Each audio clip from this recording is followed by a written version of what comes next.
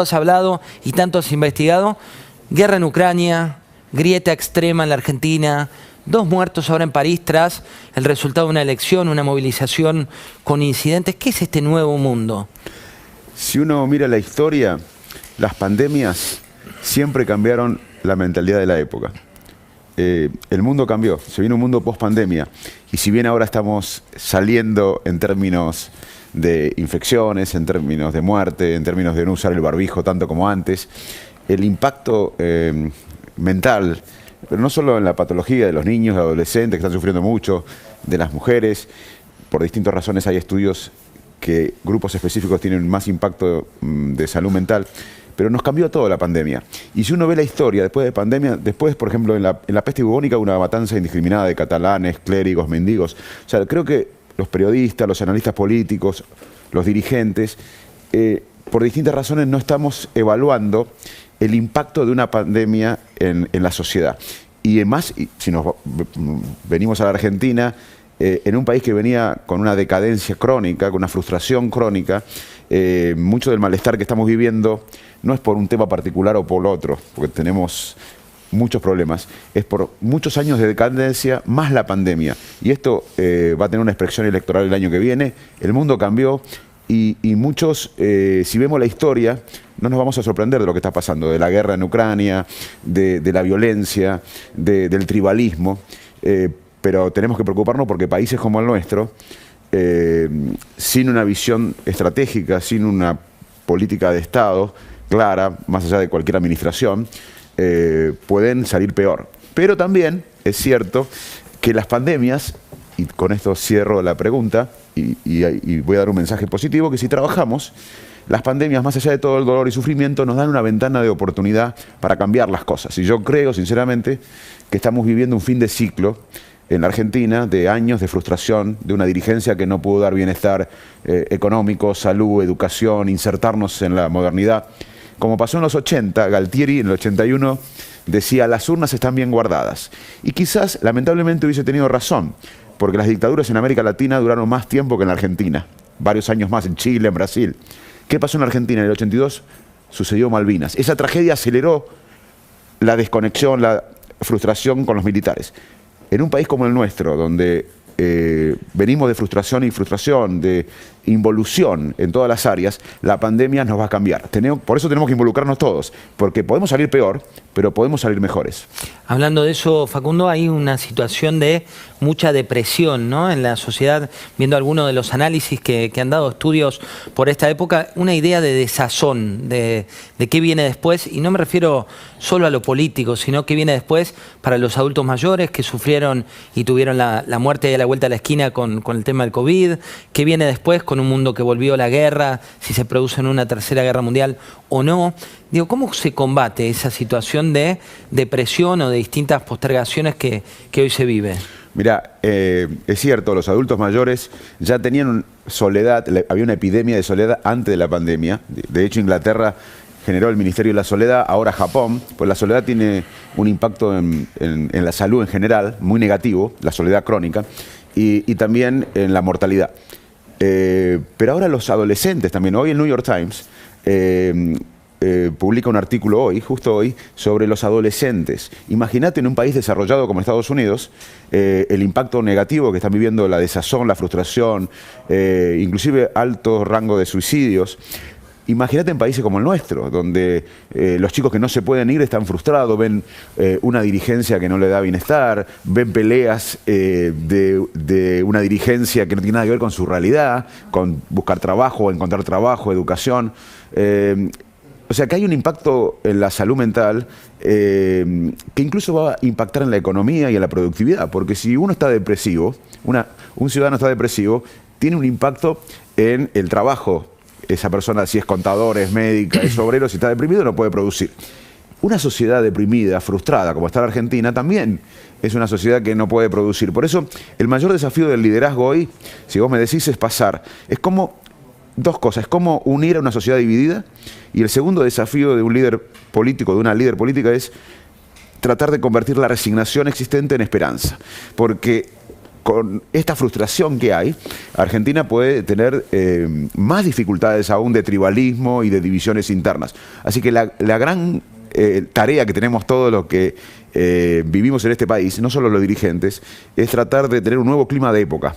Como en un momento reconstruimos la democracia, hoy tenemos que insertar a la Argentina en la prosperidad, el desarrollo del siglo XXI, y Argentina en el mundo que viene, que va a necesitar alimentos, que va a necesitar energía, que va a necesitar industria del conocimiento, tiene un enorme potencial. Vos lo sabés mejor que yo. Argentina es un país que, a pesar de la pobreza económica que se refleja en las estadísticas, todavía tenemos una mentalidad de clase media. Gran parte de los argentinos, aún viviendo en la pobreza, se sienten de clase media. Eso fue por la educación que tuvimos. Ahora, yo te voy a decir una cosa de lo que estoy convencido. Si no hay un gran cambio de mentalidad colectiva, un gran cambio cultural, no hay plan económico ni político que funcione en la Argentina. Lamentablemente te tengo que meter en el lodo de la política, te has metido solo y sos parte del Congreso de la Nación, y esta es la declaración que hace nuestro presidente, ¿no? En un contexto como que te describimos a nivel mundial, mirá lo que dice Alberto Fernández.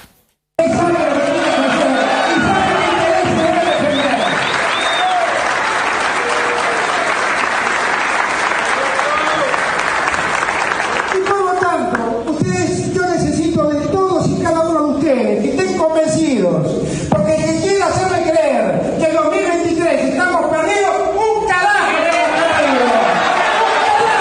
perdidos.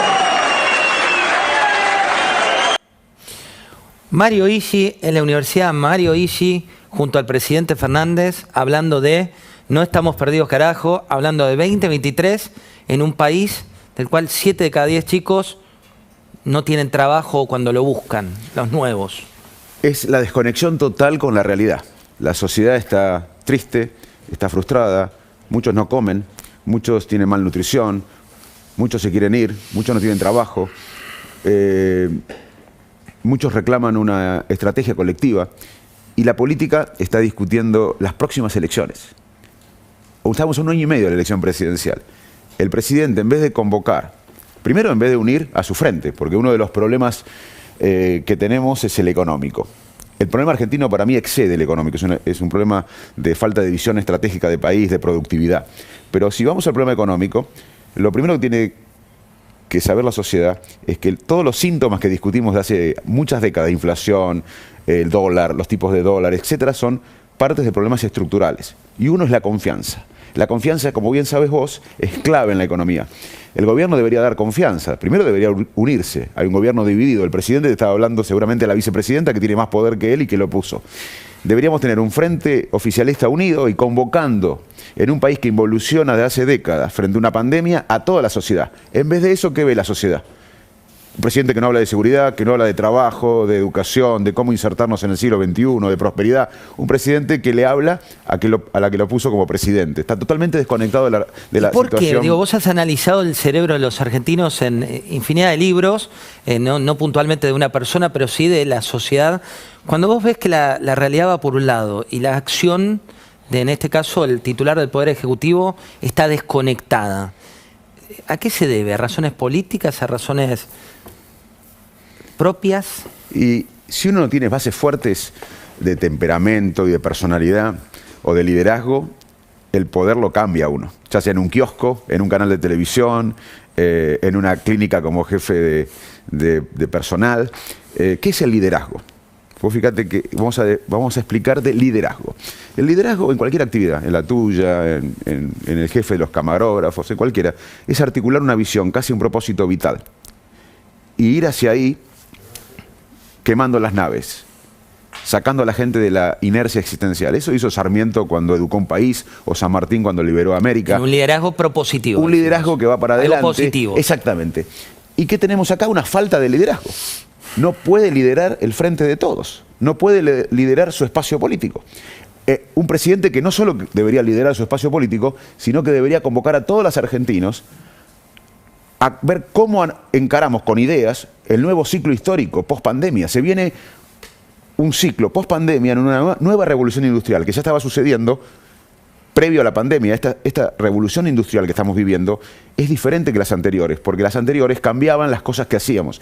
Esta revolución industrial nos cambia a nosotros, es la fusión de lo físico, lo biológico, lo digital. En vez de discutir cómo educamos a los niños para el mundo que ya está sucediendo, cómo Argentina puede volver a ser una potencia, es un país sin guerras, es un país que tenemos el Atlántico de un lado, no nos pueden invadir la cordillera de otro, en un mundo donde hay amenazas permanentes. Argentina no tiene amenaza de guerra, un país donde no hay conflictos étnicos severos, donde tenemos una mentalidad de la mayoría de clase media, aunque vivamos en la pobreza, en un país donde tenemos una capacidad de producir alimentos en el futuro que pueden alimentar a gran parte del mundo. Pero nosotros tenemos un mito acá, que producimos alimentos para 400 millones de personas. Eso no es verdad. Producimos alimentos para millones de animales. Si produciríamos alimentos para millones de personas, hoy Argentina sería riquísima o exportaría energía. Tendría más valor agregado. Pero ahí te bueno, tomo pero en ese contexto vemos un presidente que no tiene liderazgo. Ese es el mayor problema que yo veo en el presidente hoy, falta de liderazgo. Pero te voy al discurso inaugural del presidente de la Nación, dijo: vengo a unir a todos los argentinos, llega al poder de una manera en la cual se mostraba como la ancha avenida del medio, y después la realidad lo ubica o se ubica en otro lado. ¿Cuánto hay del sesgo que uno tiene al momento de tomar decisiones? Digo, ¿por qué cambia tanto alguien? Supuestamente cambia. Bueno, vos fíjate que pasó. A ver, la sociedad argentina está más adelantada que la dirigencia. En el 2015, cuando gana el PRO, cuando gana Macri, la sociedad quería que Macri convoque a toda la Argentina. Unir, un cambio, oxígeno. Y no se hizo. En el 17 le volvió a dar esa posibilidad y se cerró. Por consejos de Durán Barba, de quien sea. El enemigo era Cristina. Y te acuerdas que... Y Macri no lo pudo hacer. No pudo unir a los argentinos.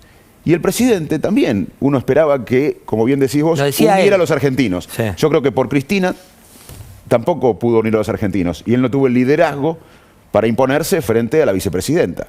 Pero por una cosa o la otra, los presidentes que tuvimos no pudieron unir a las argentinas. El mayor desafío, lo vuelvo a decir, yo no veo ningún focus group. No. Ahora, yo veo que los países que se desarrollaron tuvieron ciertos consensos.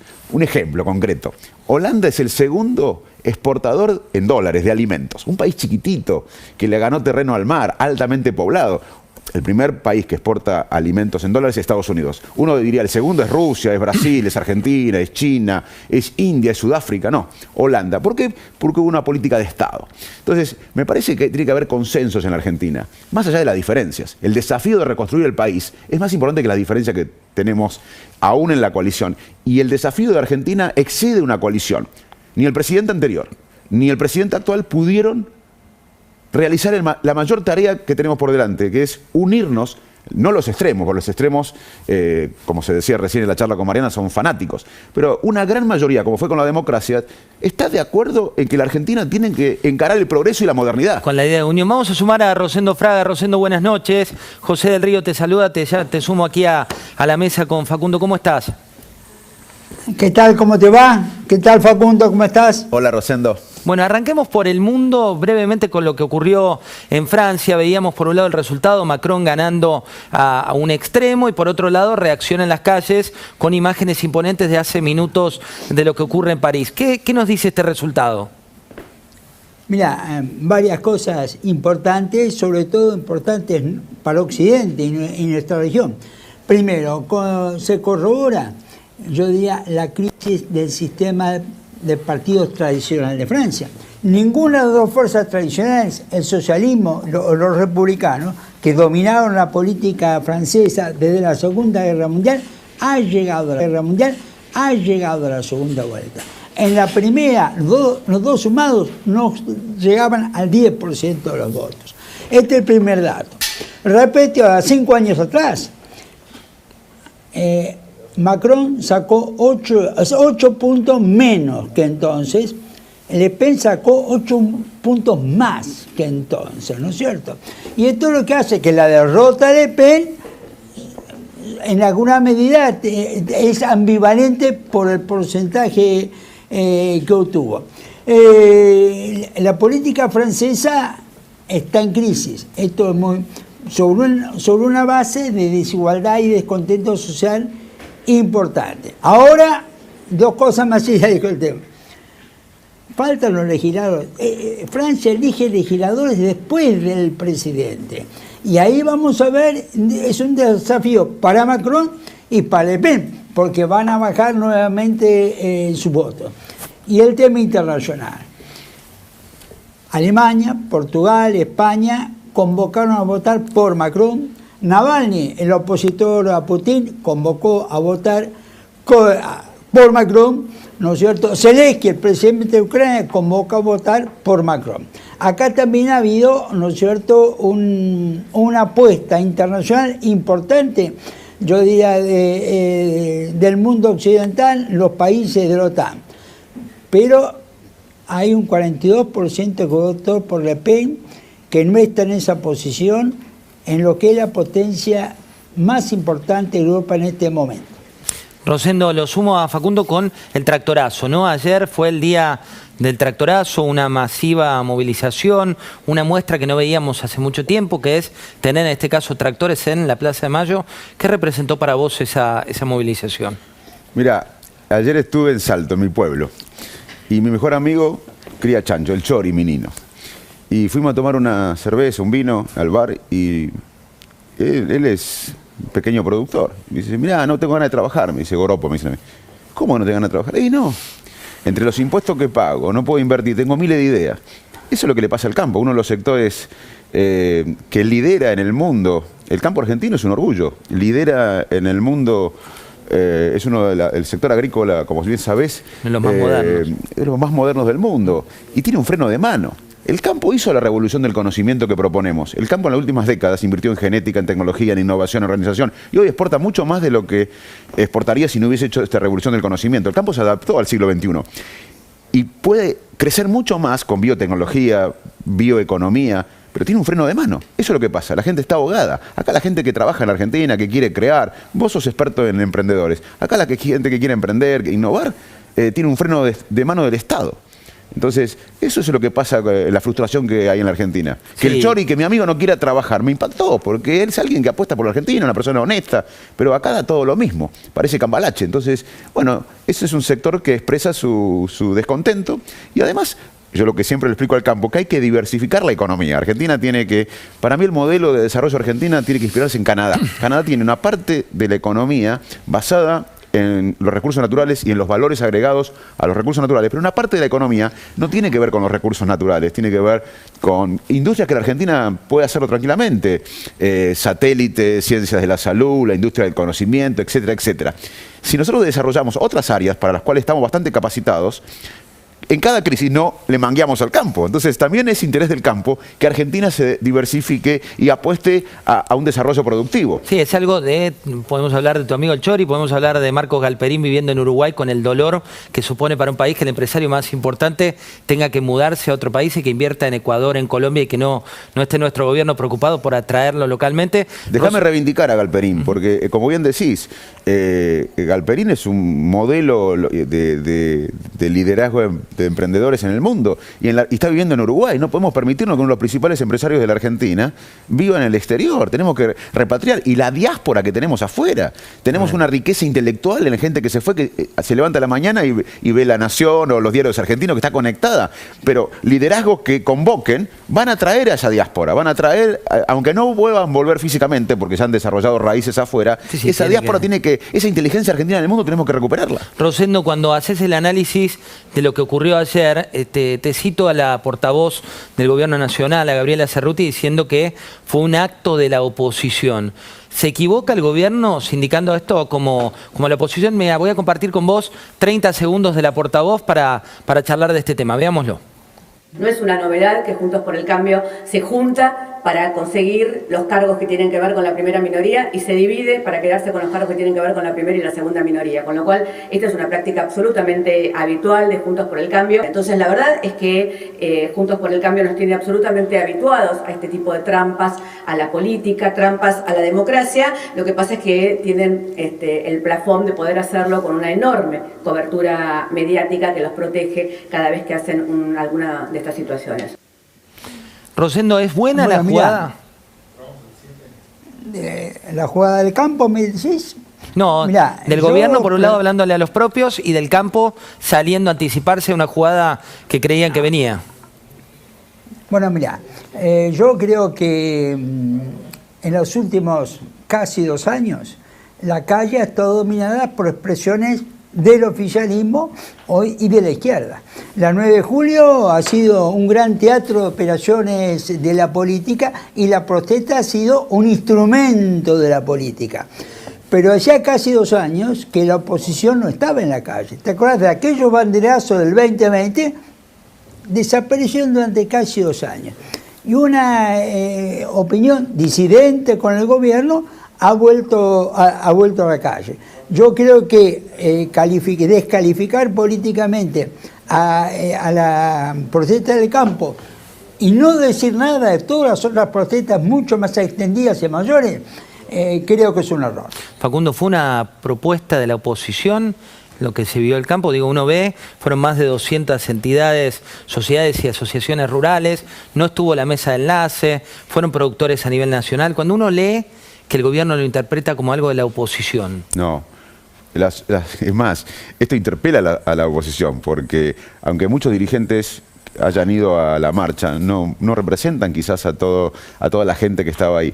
Hoy creo que la oposición está reordenándose y va a tener que interpretar lo que quiere la sociedad. La sociedad quiere que la Argentina se una, que encare una visión estratégica de país, que se ocupe de los problemas reales de los argentinos, la falta de trabajo. Nosotros tenemos que crear en este país, en los próximos 10 años, alrededor de 7 millones de trabajos genuinos. De eso quiere que se ocupe la sociedad, la dirigencia.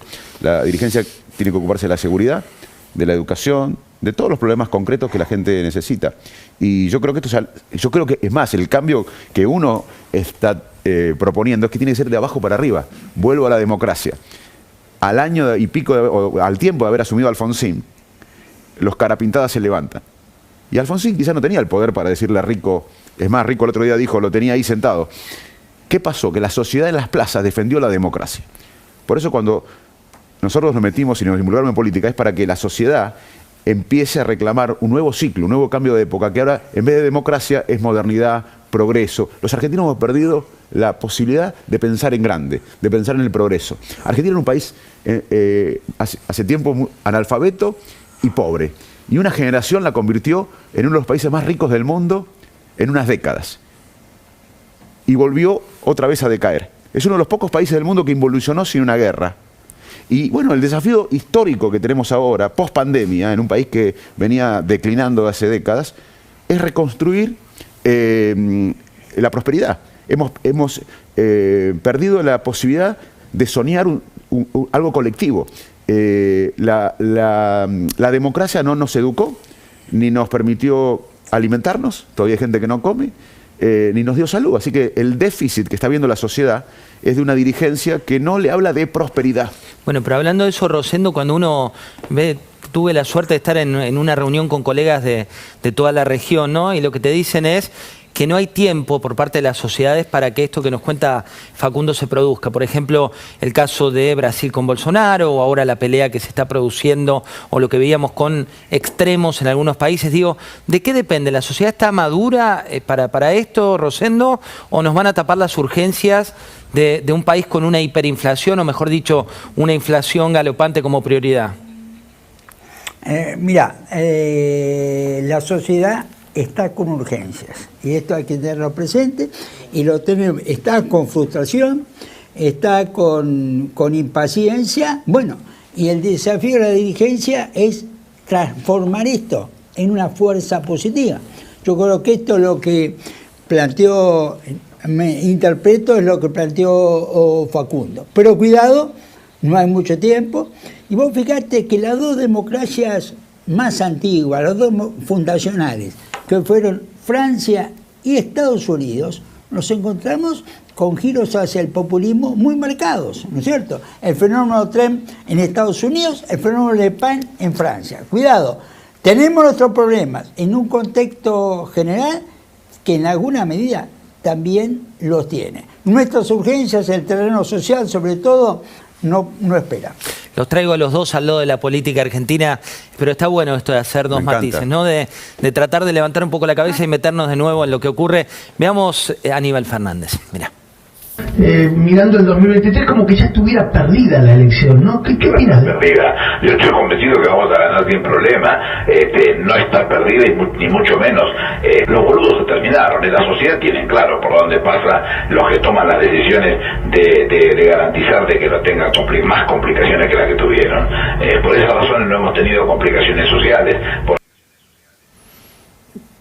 Esto en este contexto, te la doy primero a vos, Facundo, digo, hablar de 2023, hablar de elecciones, hablar de cuestiones que no interpelan a la sociedad.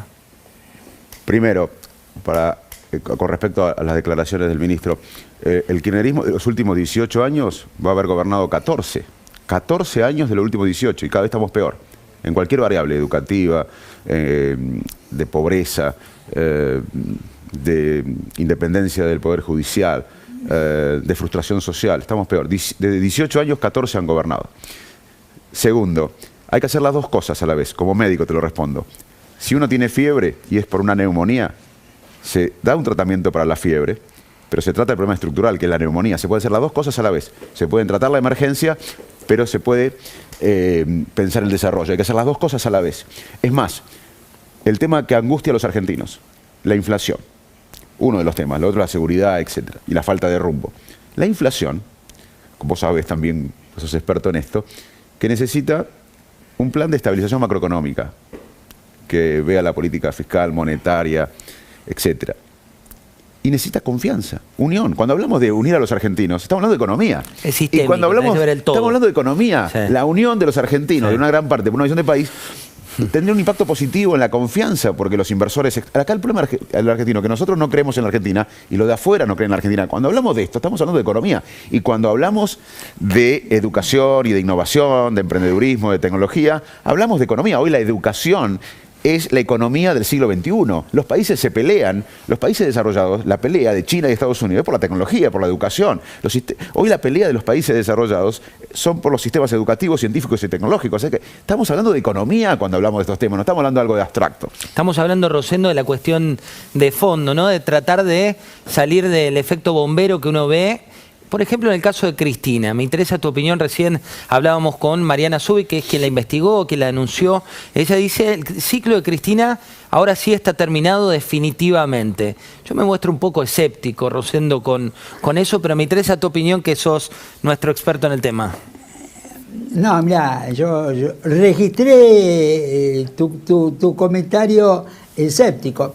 Mira, muchos errores de predicción política en la Argentina se han cometido en los últimos años por darla por terminada Cristina Fernández de Kirchner. Y Cristina está demostrando una eficacia como líder político notable. Hay que diferenciar lo que a uno le gusta de lo que es, ¿no? Son dos cosas distintas. Cristina perdió imagen, como el grueso de los dirigentes del oficialismo, pero mantiene una cota de poder. ¿Qué es poder? Poder es instalar la agenda, poder es en un momento crítico alinear, poder es las presiones sobre el presidente, aún las críticas sobre el presidente. Su imagen no es buena, hay un desgaste, pero no hay que subestimarla como actor político a Cristina Kirchner. Recuerden que vamos hasta la medianoche hoy, ya está la mesa política para arrancar con nuestro debate, con muchos temas también de la agenda que viene. Tenemos la tapa de lo que viene en términos políticos y económicos a nivel nacional e internacional, y le damos la bienvenida también al equipo de las 23. No solo eso pasa en la primera mañana de la radio, sino también a los que se suman ahora con nosotros. Facundo, hablando de esto, hablando de Cristina y sus desvelos, ¿no? Cristina y la justicia, Cristina y el Consejo de la Magistratura. ¿Es algo que te sorprende? Si uno ve Santa Cruz, no. El kirchnerismo, como bien explicaba Mariana en la entrevista anterior, hace 30 años que gobierna Santa Cruz. Una provincia con mucho recurso natural, con turismo de nivel internacional, con una costa marítima increíble. Sin embargo, hay cada vez más pobres, más desigualdad, más frustración. Yo estuve hace poco en Río Gallegos y como decía Mariana, ganó el radicalismo ahí, Roxana Reyes. Hay un cambio de época. ¿Por qué? A pesar de 30 años y gobernando la nación tanto tiempo, cada vez está peor esa provincia, con crisis en la salud, con la crisis educativa, con un control del Poder Judicial, con el 70 y pico % viviendo del Estado, sin actividad privada y la poca actividad privada con relación con el gobierno. Si uno ve la historia del kirchnerismo, no se sorprende lo que quiere hacer en la Argentina. Ahora, la Argentina es más grande que Santa Cruz. Y yo creo que hoy la expresidenta y la vicepresidenta tienen una agenda que no tiene nada que ver con la agenda que quiere la sociedad y que necesita la sociedad. Ninguno de los extremos. No se sale de esto y tampoco hay medios. Es una mentira el medio. ¿Por qué es una mentira el medio? Porque imagínate que vos sos primo mío. Sí. Nosotros vivimos donde yo nací, cerca en Quilmes. Bueno, no, vamos a Quilmes, ahora donde yo nací. Vos sos mi primo Pepe de Quilmes y yo soy Facundo. Vos sos del Frente de Todos y yo soy de Cambiemos, lo comencé. No hay medio. Lo que tiene que haber acá es algo que nos una a los dos para votar. ¿Qué nos puede unir? Bueno, vamos a encarar el desarrollo. Argentina hace muchas décadas que tiene crecimientos, veranitos económicos, pero que no implicaron desarrollo inclusivo. Argentina hace décadas que no encara el desarrollo, porque eso tiene que hacerse en forma consensuada entre todas las fuerzas políticas. Acá no se hizo. Acá la rueda la quiere inventar un sector. Se acabó la de Argentina de la mitad anulando a la otra. Nos guste o no, vamos a tener que salir por arriba. Quien pueda salir por arriba del laberinto puede llevar este país al progreso, al siglo XXI, a los desafíos de la modernidad.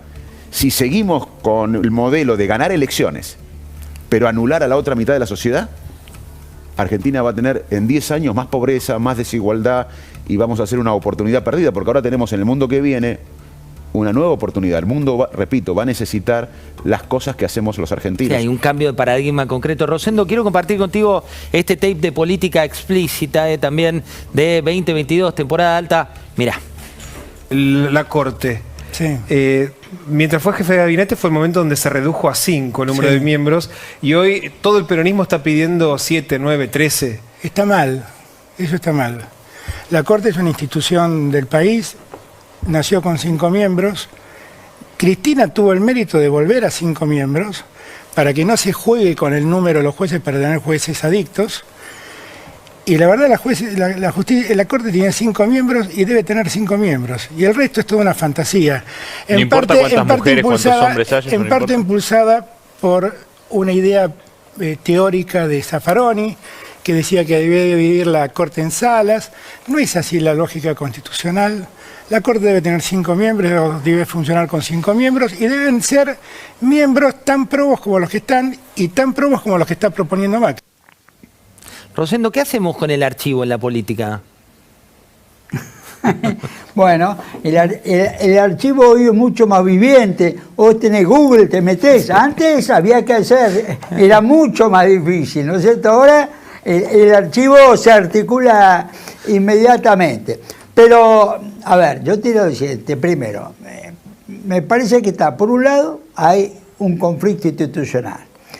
No un golpe institucional, pero hay un conflicto, el Ejecutivo por un lado, la Corte por otro lado, y un Congreso que está dividido, oficialismo, oposición, y nadie tiene mayoría en ninguna de las cámaras. Del otro lado tenemos un conflicto político, dentro del oficialismo por el liderazgo, presidente y vicepresidente. Y lo más importante acá es lo institucional. Lo institucional y lo político son distintos. Yo entiendo que para la gente es difícil diferenciar, pero son distintos. La renuncia de Máximo al bloque es político. El conflicto, si acato o no acato un fallo de la Corte, esto es institucional. Y yo creo que también todo el archivo que mencionás, claro, uno a lo largo de la vida cambia de opinión. Cambiar de opinión, ¿no es cierto?, no es algo que necesariamente está mal. Pero cuidado, para un presidente tiene un costo que no lo tiene para las personas comunes. ¿Facundo? Mira, todo lo que hablamos recién de cómo Argentina podría otra vez ser potencia, no se puede hacer sin instituciones fuertes. Y acá no se respeta a la Corte Suprema, que es lo que vimos en Santa Cruz por 30 años. Pero vos fíjate la diferencia que hay en la misma isla, República Dominicana y Haití. ¿Cuál es la diferencia? Porque los recursos naturales en esa misma isla es la misma. Las instituciones. No es perfecto Dominicana, pero es mejor que Haití. Costa Rica, la diferencia en Costa Rica y Nicaragua, las instituciones. La diferencia entre Uruguay y Argentina, las instituciones. ¿Por qué fracasan los países? Es un libro que recomiendo, que muchos lo leyeron, enorme. La conclusión de un libro grande es: los países fracasan cuando no hay instituciones independientes del poder político, instituciones transparentes y fuertes. Es de Piketty, ¿no? ¿De quién es? No, son dos autores, Robinson me parece uno, no me acuerdo. Pero en su momento lo leí, pero no me acuerdo de quién es. Se llama ¿Por qué fracasan los países? Después les vamos a decir en detalle de por qué fracasan los países. La última, Rosendo, para vos y para liberarte.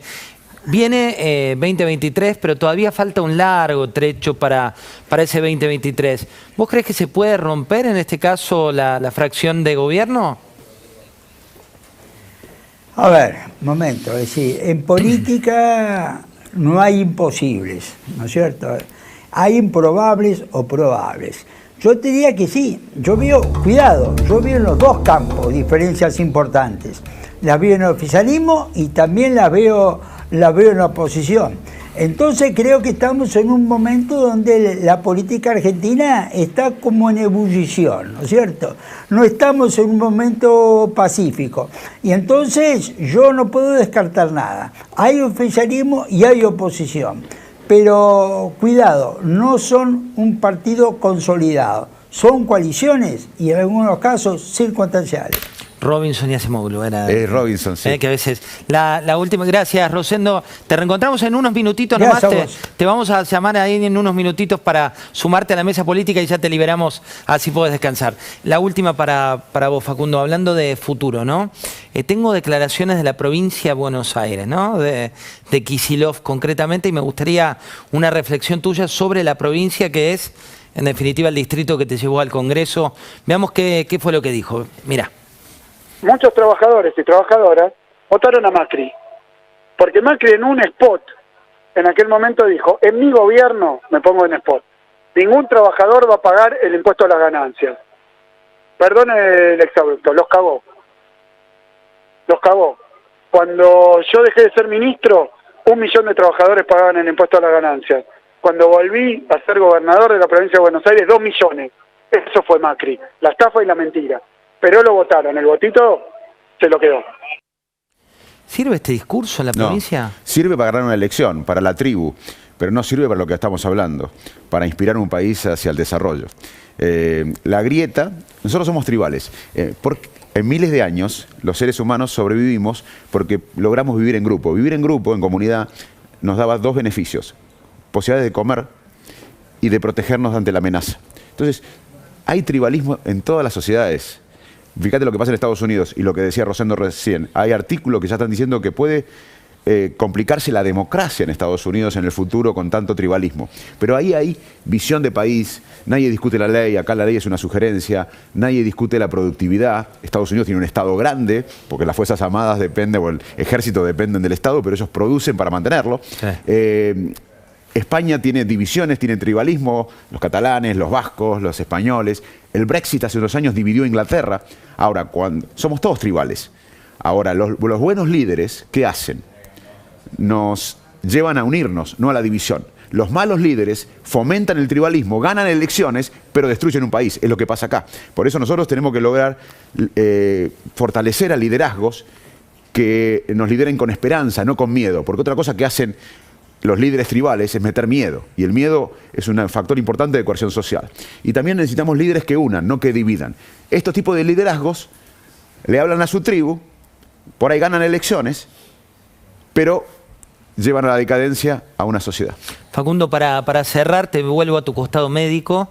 Mucha gente que nos mira, estamos presos también al sesgo de confirmación, ¿no? De esto de no querer abrir la mente a otras opiniones o pensar distinto. Desde un costado médico, ¿qué le recomendás a la gente antes de irse a dormir para levantar distinto? Porque esta desazón que vos contás y que se vive en los distintos estadios, en los adultos mayores, se vive también en adolescentes o mismo en retrasos en chicos de primera infancia. Mirá, yo podría darte unas recomendaciones de bienestar y de la ciencia del bienestar y de la felicidad, pero te voy a terminar con una sola cosa que me gustaría agarrar. Hay varios puntos, pero algo que te voy a explicar con mi ejemplo. Yo viví muchos años afuera.